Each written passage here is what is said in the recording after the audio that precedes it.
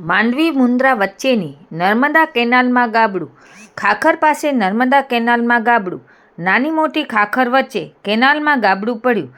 કેનાલના પાણી ખેતર અને વાડીમાં ઘૂસ્યા. પાણી ખેતરોમાં ફરી વળતા ઊભા પાકને વ્યાપક નુકસાની. થોડા સમય પહેલાં જ રાપર તાલુકાના કેનાલમાં ગાબડું પડ્યું હતું. ખેડૂતોને લાખો રૂપિયાના જીરુના પાકને નુકસાન થયું હતું. કચ્છમાં નર્મદા કેનાલની ગુણવત્તા બાબતે અનેક વખત ફરિયાદો થઈ છે. કચ્છમાં નર્મદા કેનાલ બની ભ્રષ્ટાચારનું એપી સેન્ટર. પૂર્વ અને પશ્ચિમ કચ્છમાં વારંવાર તૂટી રહી છે જુદા જુદા સ્થળોએ કેનાલ. કરોડોના ખર્ચે બનેલ કેનાલમાં મોટા ભ્રષ્ટાચારની રાવ. કેનાલ અનેકવાર તૂટવા છતાંય સરકાર દ્વારા સંબંધિતો સામે કોઈ કડક પગલાં લેવાતા નથી. વારંવાર તૂટતી કેનાલના મુદ્દે ખેડૂતો લાલઘૂમ બન્યા છે.